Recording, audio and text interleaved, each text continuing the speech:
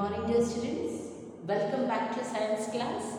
Last time we have seen about transportation of materials in plants, in which we have seen about xylem and phloem. Today we will start with transportation of materials in animals. Okay, there are certain organisms which are unicellular like amoeba, paramecium. So as in a single cell, the process of transportation takes place by a process called as diffusion. But same thing, that is diffusion, cannot be followed in higher animals. As the process of diffusion is very slow, it will take up a long time to do with the transportation. So process of diffusion is not applicable in higher animals. Now let us see how transportation of material take place in animals. Okay. So in animals, they have got a different kind of system for transportation, and this transportation system is called as circulatory system. Circulatory system basically consists of three things, that is blood vessels and heart. Now this blood is basically the vehicle which will carry and transport various materials. So what all will it transport?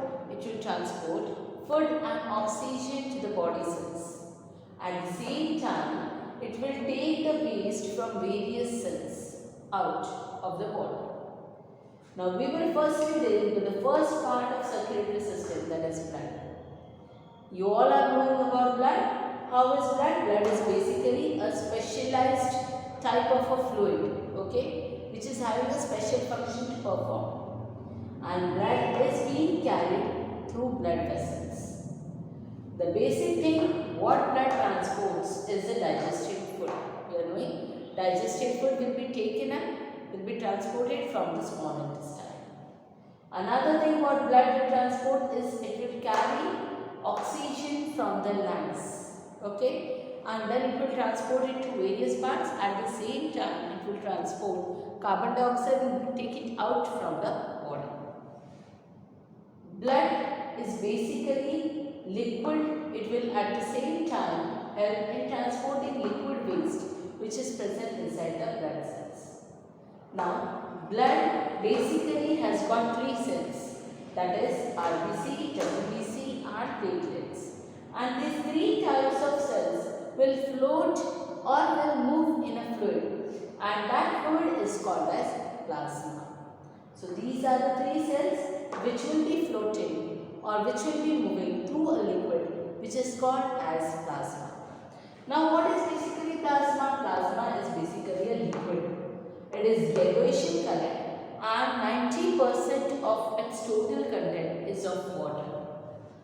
Plasma will transport food, waste, enzymes in it. They will be actually present in it and will be moving through it. Now let us see RBC. RBC is nothing but red blood cells. Red blood cells are disc shaped, and these red blood cells have got a red pigment present inside them which is called as hemoglobin. This hemoglobin will have the work to absorb the oxygen, and then this absorbed oxygen will be transported to various body cells. Hemoglobin will combine with oxygen and will form up oxyhemoglobin. And whenever oxygen is required by the body, these two things will be broken up. Oxygen will be taken up, whereas hemoglobin will be searching out for more oxygen to combine with itself to form oxyhemoglobin. Next one is WBC, that is white blood cells. White blood cells, they are more bigger, they are more larger than this red blood cells, but at the same time they are less in number as compared to RBC. And the basic function of WBC is to fight against the diseases and remove the infection from the body. Okay, so basically wherever there is infection, WBC will come up and have a fight with it and will destroy the infection from the body. And this WBC can freely move, and therefore it can get transported to wherever it spots out that yes, infection is present over there. So these cells can move over to that part and infection could be cured. Next one is platelets. Platelets, they are smaller in size as compared to RBC, and the basic function of platelets is to help the blood to clot. You are knowing that whenever you are having any injury and at that time blood comes out from that injury place, what happens? After a few minutes you will see that the blood stops coming out. That means blood has clotted. So who is doing with the clotting of blood? None other than platelets. I hope you must have understood with the transportation basic thing, which is blood and its three blood cells: RBC, WBC and plasma. Thank you.